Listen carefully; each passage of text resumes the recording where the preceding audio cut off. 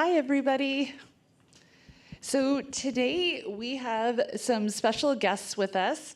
Gran Turismo is one of the best-selling franchises, video game franchises, since it started, with 90 million copies being sold since PlayStation 1. And today we're going to talk about how Sony brought the realism of one of their most popular video games to the screen for the feature film Gran Turismo. So with that, let's introduce this incredible panel. We have Carter Swan, Senior Producer, PlayStation Productions.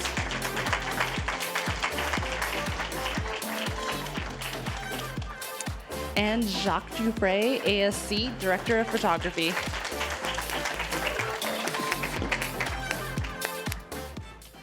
Welcome, guys. Thank you. First, let's start with Carter. Carter, can you tell us a little bit about what you do with PlayStation Productions? You've had a long string of hits here. Yeah, so we 5 years ago, Asad Kizilbash and I started PlayStation Productions, and the goal was to take our video game franchises and develop them into cool linear content, right? So movies, shows, animated series, anything we just think is really inspiring or a cool version of it. We can get into a little later where that philosophy comes from, but that's kind of the big general overall arc of what it is we do. And we'll go to Jacques. Jacques, you have worked on some of the biggest movies. You were one of the top camera operators in the world, and you kind of have a funny story about how you became a DP and specifically how you were forced to step into the role. That's true. I was forced. I was pushed. I didn't want to do it. I was having a great time being a camera operator and working some great movies with some great directors. I just happened to be working for 10 years with Michael Bay as his main camera operator, and we were prepping, we were between Transformer 3 or Pen and Gain, and he had just made a deal, a producing deal with this new company called Blumhouse, and he had no idea who these people were. He was very concerned. It's a horror film, they just want me to put my name on. I don't want to put my name on it. And he asked me, why don't you do it? Why don't you shoot it? This is a low-budget movie for 3 weeks. And this way, at least I know there's someone that, that I can trust and so forth. So I said, okay, let's not die stupid, let's do it. And I did it, and for 3 weeks, we shot like a madman, like a mad crew, and I completely forgot about it. And I was sure that this movie was going to go straight to video and never anyone going to see it. And that movie became The Purge. and then the director asked me to do the second one, and I did the third one, and then after a moment, my agent tell me, you cannot operate anymore. That's pretty impressive. Not a lot of people can say Michael Bay forced them to become a DP. Well, if you know Michael, when he tells you to do something, it's not a choice, You got to do it. And Carter, a lot of people, I think, when they hear video game adaptations, they think, they kind of turn their nose up to it. But you've had a string of hits over the last 2 years: Uncharted, The Last of Us, now Gran Turismo, Twisted Metal. What is the secret behind how PlayStation Productions and how you look at doing these video game adaptations? I think for us, as an IP library, it's interesting because we're not Marvel or Star Wars or DC, which are all great, but they're all one connected story. So you're kind of always pushing that same connected story forward, and you kind of have to deliver, right? You have to get on a schedule and make sure that you're hitting these marks with these films and television shows to help the whole universe be cohesive and fit together. I think the advantage that we have is that there's 110 different universes in our catalog. So from the beginning, we've been really creatively inspired. Like, we don't do anything that we don't think is really cool adaptation of something. So we kind of sit back in a lot of ways as producers and really just try to meet with people whose work we really respect and we like and we think could possibly do a great job with one of our IPs. We kind of put the catalog in front of them and say, come back to us with a great idea. I don't want to force any idea on you. I'm not going to tell you like, oh, look at this one as a movie or look at this one as a show. Just take a look at the catalog in total, come back with a great idea. And then we listen to those ideas from those great creatives, those writers, those directors. And then when we hear an idea that we just think is outstanding, that's when we kind of come in and say, all right, this is the way to do this. This person figured out. So we're creative foot forward first. And I think we're not trying to copy the games. I think that's a big problem and thing that's happened in the past is either you had adaptations that were too close to the game, or you had adaptations that were just like nothing like the game at all. And so we kind of stick to these three pillars of developing, right? Like one is the bigger the title, the more expectations behind it. And you need to know those pillars, those things that their fans are coming to see that need to be in there. There's certain characters, there's certain world things, there's certain plot points or set pieces. So from a big point of view, you want to keep the things that make it so it doesn't stray away far enough that you go, what is this? This isn't the game that I love anymore. But you also have to be cognizant of the fact that a lot of people, if it's a hit, which we hope they all are, they're going to come in not knowing the game. And they might not even be aware of it. So it's got to be a good movie or show on its own if somebody is not a fan of the game coming in. And I think circling back to the first part of the fans, it's so important you don't copy the game, because if you just copy the game and the fans come in and it's exactly the same and they know every single thing that happens, and it's just going to be a letdown, right? So you really need to focus on finding different avenues to tell the story, different things you could uncover, ways to expand the world. I think, universally, it seemed like everybody's favorite episode of Last of Us was episode 3. 95% of that episode's not in the game, right? You're totally giving backstory and character to somebody who in the game was a very side character, who is a little more one-dimensional, and somebody you kind of just go past on your journey. And so we're always trying to think of like, how can we surprise our fans while they're watching it? So as a show, as a movie, they're not just locked in and know everything that happens, and they're going to have their own experience and like surprises while they're watching it as well. So let's go back to Gran Turismo then, because this project was, I think, 10 years in development, and you actually worked on it. 13. 13. Yeah. So why was this rendition, what was it about this that was the right one to move forward with? Because this one was a true story. So the first 7 years of its existence, we were trying to fictionalize a person going through the Gran Turismo Academy and ultimately having success in the real racing world. When we started this, Jan Mardenborough hadn't even gone through the GT Academy yet. He was still at home on his console playing this game. So I think once we found Jan's story and there was a real story we could tell, that's really the key that unlocked everything, because it just made everything feel authentic. And it's such a wild story. No one believes, like, a video game guy turned into a race car driver. You needed something real to ground it so people could actually believe it. And again, he just had a perfect story with perfect ups, downs, highs, lows, all of it, an interesting backstory. So his story really unlocked everything for us, and was, once we found that was what got the ball rolling to the eventual version that we'll be releasing August 25th in theaters near you. And even though, this question's to both of you, even though the video game, it sells 90 million copies, and it's known for its realistic graphics, but you guys chose to shoot it with real cameras, real racing, very practical. And Jacques, we've talked about that, about why that was like so important. Why was it so important to shoot this with real cameras and not go, and only use VFX? I think the main driving force was the director, Neil Blomkamp. And I think my first discussion with him about the project, that was his intent. His intention, he wanted to shoot it real. Nothing fake. He wanted to put the actors in the car, no green screen, no blue screen, going at full speed, 200, 150, 200 miles an hour on the track. And that basically gave us, okay, let's do it. And that's what interested me to do the project, to tell you the truth.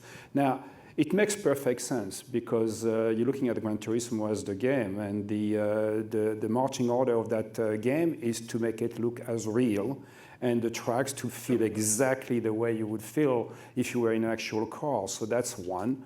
The second, it's a true story. So those two things, you know, the church of going full, making a sense of reality, tell us, okay, this is the way we should go about it. And once you have put this in order, then everything falls into place. And the style of shooting, the very much docu style, cinema verite style that we decided to go with, the multiple cameras, was very much in the sense, you know, I want to make it look real, and yet, with some caveat. I mean, everybody can turn the TV, watch ESPN, and turn on the channel and see a race car going around the track. And the challenge was, well, okay, they can get that for free. I don't want you to go to a movie theater and see something that you can see on TV. I want to show it in a very, very different way, and that you've never seen before. And more importantly, what I felt looking at this is that the one thing that TV doesn't really give you a sense of is how difficult, how brutal those cars are, how violent, and how much, you know, once you are in a car, the person driving it is an actual athlete. You need to be in top shape to be able to control those cars. And that was very much, you know, the reason why I say to Neil, yes, I want to shoot this movie. I think with that, we should roll the trailer. So By the way, that's the happiest Neil ever looked on set. I want to get like a cardboard cutout of that, mail it to him. He's so cheery there. That's not how I remember him. No. Yeah. Me neither. That's VFX to show the smile. I think we could roll the first trailer.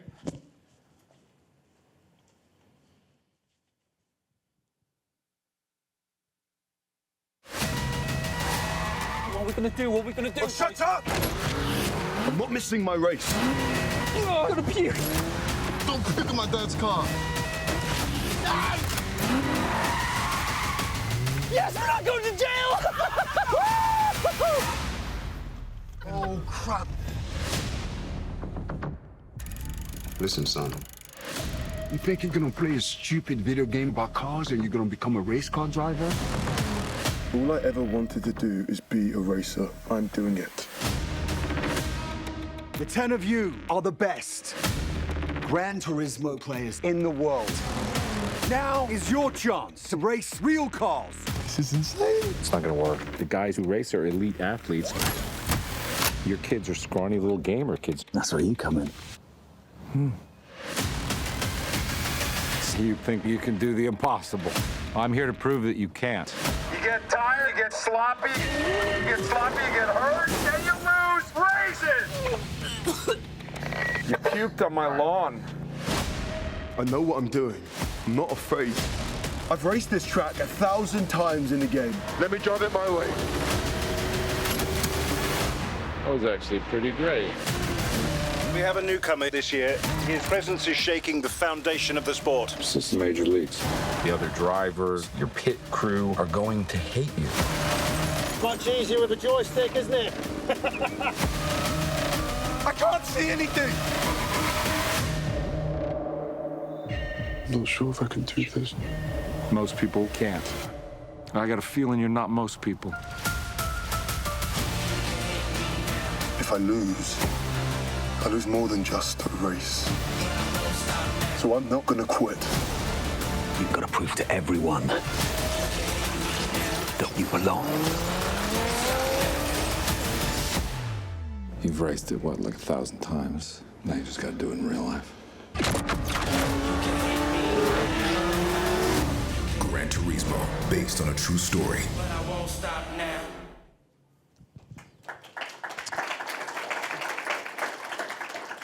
It looks great, and we'll show you some of the real racing a little bit later. But Carter, why was this the right choice and the right approach to shoot it with real racing as opposed to going the VFX route for this movie? Oh, I mean, Jacques mentioned it. I mean, it's the game itself is built on realism. So when this game started 25 plus years ago, the car racing game was more based on physics that were not possible. They thought, people only want to drive like supercars or Formula One cars, and they want to have crazy jumps and loops and things that aren't realistic at all. So when this game started, it was kind of a crazy idea that like it's going to emulate real driving. It's going to be exactly spec to real driving, and we're going to have normal cars on it. And a lot of people like really doubted that concept of like, why would someone want to drive with real physics when they can drive something that feels like crazy and is not possible in real life? That's what gamers want, right? So that franchise has dedicated itself to getting that perfection in the crossover of playing a game that has the exact physics for each and every car, the exact tracks. I mean, they get real detailed about it, right? They go scan every inch of those giant tracks. They scan every inch of those cars. They measure those cars in every single way possible.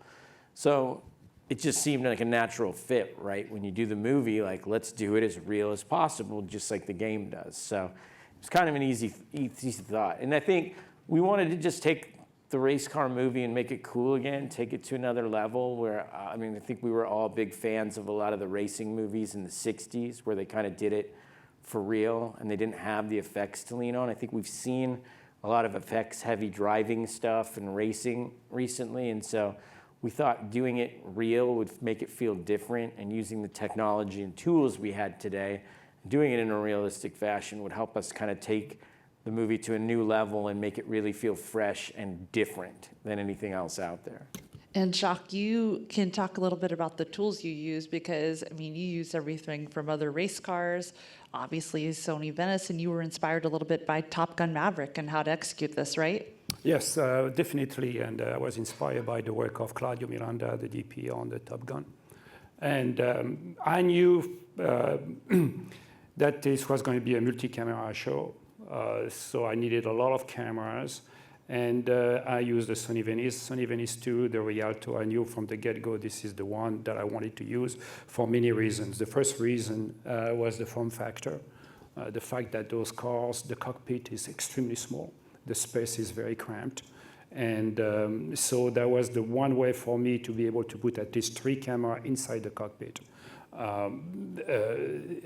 to make sure that I would get all the performance from the actor. 3 cameras, why? Very much, you know, there was always one camera that was neutral, dead on to the driver, which for us was what we call the Gran Turismo angle, because this is very much from the game. And then we had one camera on either side, left and right. And the one thing that was extremely important to Neil was that the audience always knows what's going on the track. I think you could easily, when you watch a movie, okay, you see those cars going around the track, you wonder who's who, what, who's the second, who is in 4th position. And Neil really wanted for the audience to know exactly what is going on at every moment on the track, because all the races have a very specific story to tell from Jan's perspective. And we really wanted to make those beats count. So you always know, depending if you start on a camera inside the cockpit and we cut to one that is on the outside, we go back into the car on the proper side. So that was one thing that was very important. I think most of the races had about 12 to 14 cameras. So usually 3 inside the cockpit. There was 3 or 4 just connected to the vehicle itself. You had a tracking vehicle following or preceding the cars. And that was a real race car too, right? And that was, yes, the one thing that we had to figure out. Once we decided to go full speed, then we had to find a camera car that could actually keep up with those cars going at full speed. So that took quite a bit. And it took us a lot of thinking about how to go about it. And a big check from Carter, I imagine. And a big check for Carter, and then finally, I don't know. I wish I could say it was me, but it was not me. Finally, got this genius idea. Well, why don't we use the same car that they have?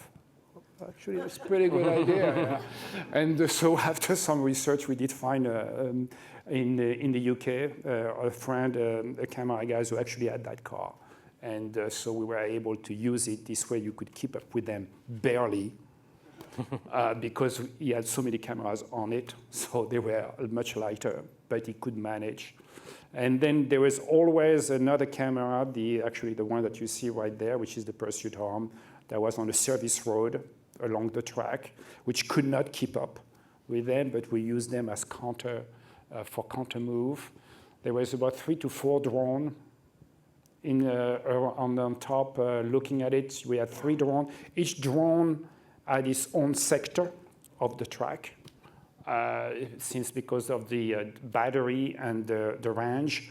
So each one has very much, one section, and then the car will go through that section and go to another section, and then another drone team will take over. And so that's basically, and then there was 2 or 3 cameras along the track, particularly long lens camera to catch as much of the action as we can. And then, I'm not finished. And then there was the one thing that is important, and to me was the most difficult. The action takes place on the track, and then the action takes place on the pit lane, the pit box, and the pit perch. And you have the main character, one of the main characters, played by David Harbour, Jacques, who is in constant communication with our main driver. And while this is happening, the vehicles, all the cars come through the pit lane for refueling, for technical or mechanical reasons.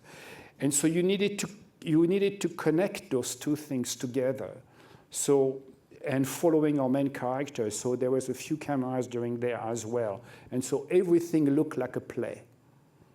Because let's roll all the cameras and let's play the entire scene or sequence all at once. This way we can catch all the back and forth communication and action. And that was basically what we decided to do. That was the only way to go about it. And I think what we have to emphasize to the audience here is that there were times where you were shooting with up to 20 cameras at a time. Yeah, so basically the one thing that we realized, because we were very stupid at the very beginning when we started, that those cars are not stop and go. So which means when you turn them on, you don't want to turn them off. And they are extremely violent. And we're not just talking about one car, we're talking about 22, I think, on total. So that means when you stop then, it's not okay, let's go, oh, we missed that take, cut, go back to 1. No can do. So which means once they go on the track, they go on the track and they're going to go around, around, around. And so we realized very quickly that we better catch as much footage as we can when they're on the track, because as much as they are very violent, they are very fragile at the same time. They can break very easily. And if you stop them, there is a whole process to cool them off to make sure they're okay. And that takes quite much time. So that was very much, we realized, okay, we have to look at it like playing everything all at once and place cameras left and right in every position. This way we can catch the action. And before we go to the behind the scenes, I'd ask Carter and Jacques, what was it about being inside the car, getting the actual action that you think that VFX would not be able to have conveyed? You want to take that? Again, I think for us, we really wanted to have the actors out there because they're feeling the G-forces. It looks real. You see the leans and the tilts, and you see how it affects them. If you do it in a processed way, they're pretending, and it just doesn't have that authenticity. And again, authenticity was what we were trying to capture. So getting out there on the real track, especially having the actors do it, and again, having a theatrical experience where we used all this new technology to get you as close to the real action as you could have ever gotten before. They just all went hand in hand and just made a lot of sense to us. I think it really informed the performance, and it's not a comfortable place to be in those cars. It's vibration. It's hot as hell. There is no shock absorber. You feel everything on the road, and you want to throw up left and right, pretty much. So it was very much not a pleasant place to be for the actors. And Archie can tell you a lot about it.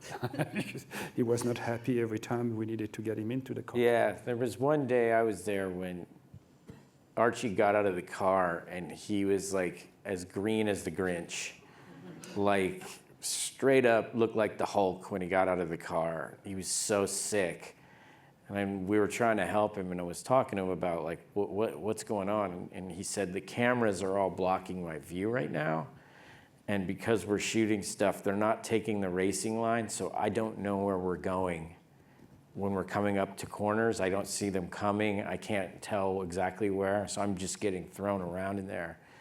And it was actually Archie and Yosha. They both got out of this certain setup we were doing, and they were both just sick. I felt so bad for both of them. I think with that, we can roll the behind the scenes.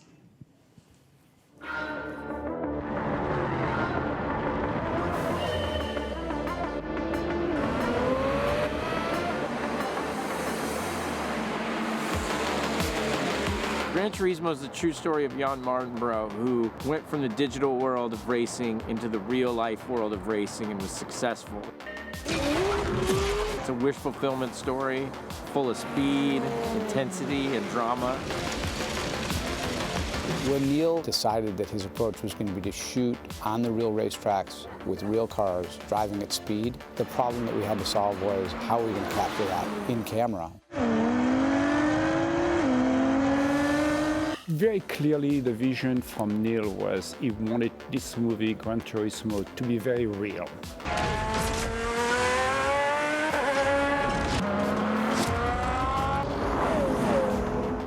The big challenge is how you're going to shoot something where you're going to go with cameras, with cars that's going to go at full speed, 200 miles an hour, and how do you going to capture this? So that was the challenge, to find the technology and the means to go about it.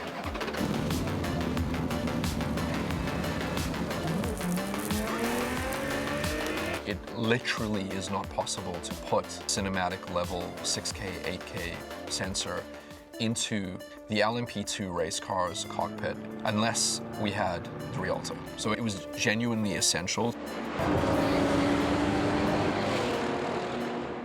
The Rialto is a detachable front end of the Sony Venice. Fiber optic cable goes to the brains, so you have the sensor up the front, and it makes it a very small unit, so we can put it in tiny places, which is ideal for cars. We were super specific about when to be inside the cockpit versus outside the cockpit, because outside you also get this amazing sort of particulate water or dust hitting the windshield and reflections and everything else that put you undeniably on the track. But if you want to get intimate and be in the cockpit, Done this 1,000 times. well, not reality. Without being able to do what the Rialto does, we would genuinely have had to rebuild the race car. I really just can't say enough about the Rialto. It's just amazing.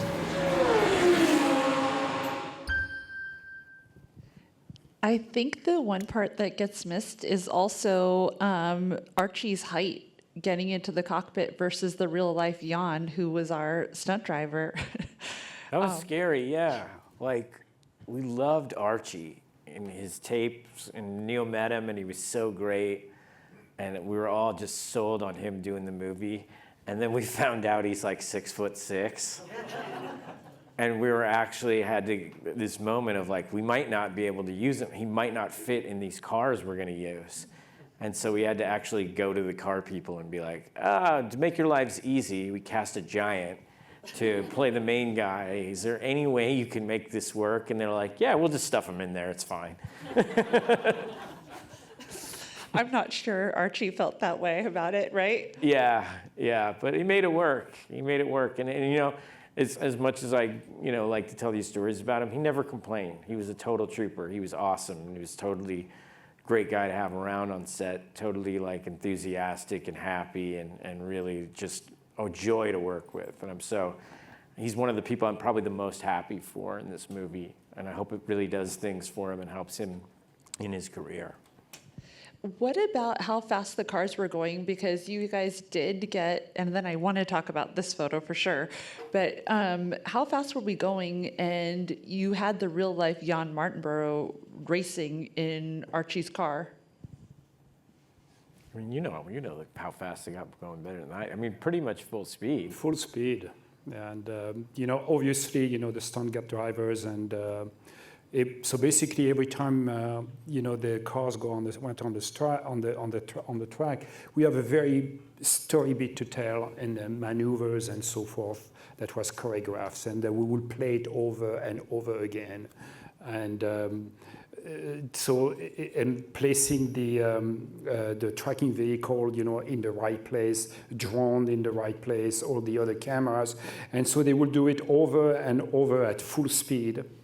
150 to 200 miles and so forth, and depending on what part of the track. And it was, and because we knew that if you stop the car, it's a nightmare. All the mechanics just jump on it, and you don't see it for an hour or so.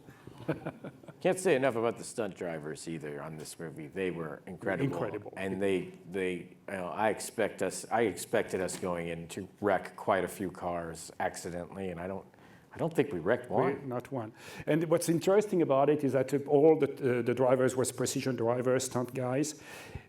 And for them, they were like a kid in a candy store, because usually they work on cars and on movies, where you are in actual real environment, real reality on a city or on a highway. And here they are in actual racetrack, and they can really go full speed.